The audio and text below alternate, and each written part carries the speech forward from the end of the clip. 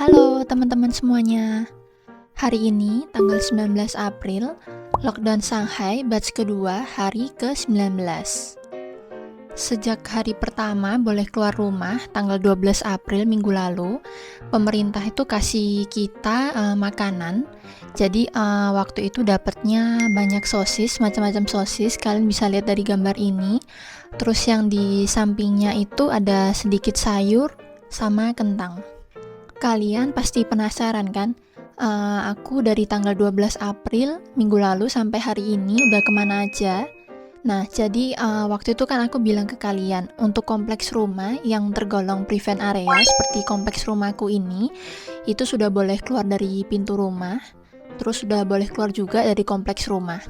Tapi kenyataannya sampai sekarang itu aku cuman boleh jalan-jalan aja di kompleks rumah.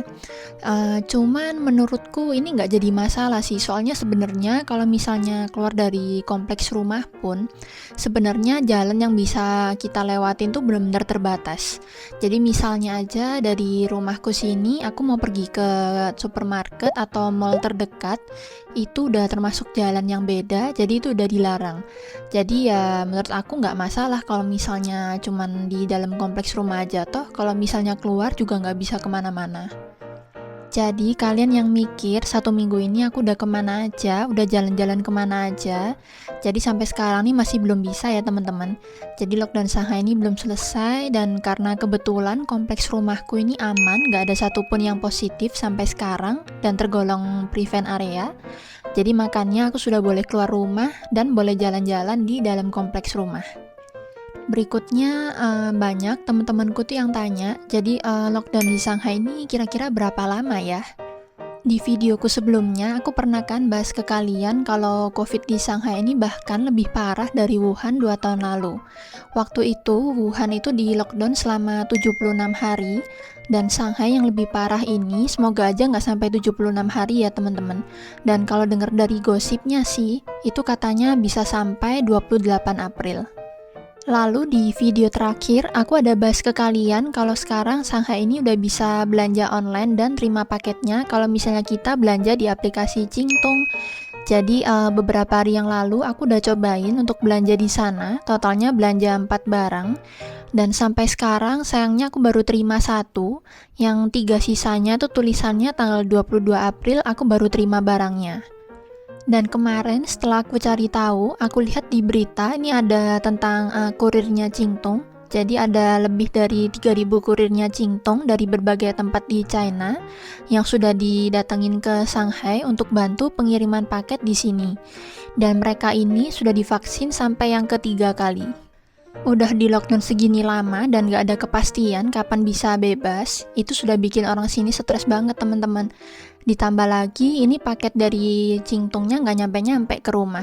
Jadi setelah aku cek, memang para kurir itu setelah nyampe ke Shanghai, mereka gak langsung kirim-kirim, mereka tentunya masih harus ikutin prokes yang di Shanghai. Karena kalau misalnya gak ketat, malah makin bahaya teman-teman kalau misalnya mereka positif. Bukannya malah menolong, tapi malah menyebarkan virus. Kalau gitu, solusinya apa dong kalau misalnya barang yang dibeli paketnya nggak datang-datang? Jadi sampai sekarang kalau misalnya mau beli bahan makanan itu masih harus lewat grup buying teman-teman. Cuman bedanya mulai 12 April di kompleks perumahanku ini grup buyingnya kita bisa cari sendiri channelnya. Kalau yang sebelumnya itu cuman boleh ikut grup buying dari perumahanku ini.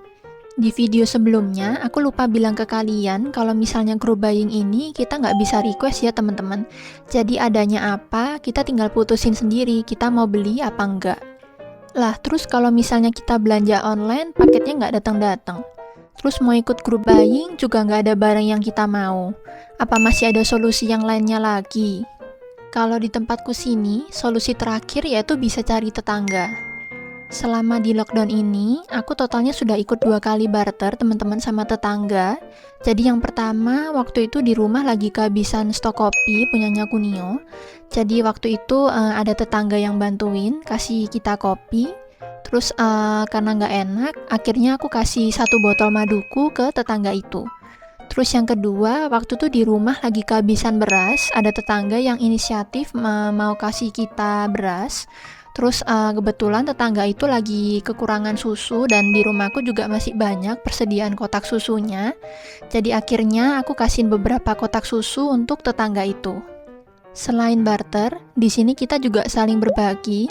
Kalau dari aku sendiri, waktu itu beli banyak botol cola, terus sebagian itu ditaruh di depan rumah, terus diumumin di grup. Jadi siapa yang berminat bisa langsung ambil.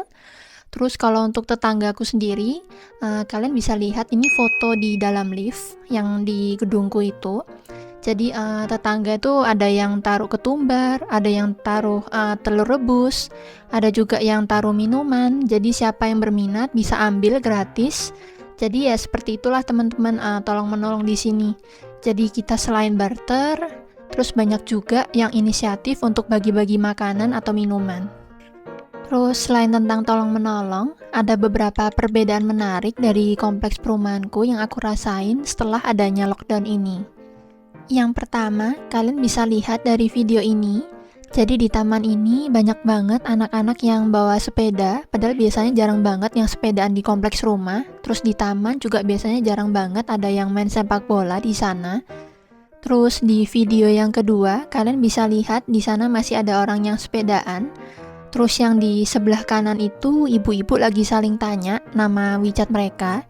Soalnya mereka kayak tetanggaan tapi baru pertama kali ketemu. Dan biasanya karena di WeChat itu mereka nggak pakai nama asli, jadi mereka kayak saling tanya gitu nama aslinya siapa. Selain anak-anak dan ibu-ibu, ada juga pemandangan bapak-bapak yang sebelumnya aku belum pernah lihat. Jadi di video ini kalian bisa lihat ini bapak-bapak lagi main kartu bareng. Padahal biasanya di kompleks perumahanku ini jarang banget orangnya kalau kumpul-kumpul seperti ini. Biasanya tuh paling cuma satu keluarga atau jalan-jalan sendirian, itu pun orangnya nggak serame ini. Kalau ini kelihatan banget, kayaknya baru kenal setelah di lockdown.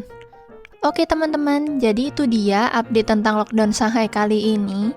Thank you buat kalian yang udah nonton sampai habis. Sampai jumpa di video berikutnya ya. Bye-bye.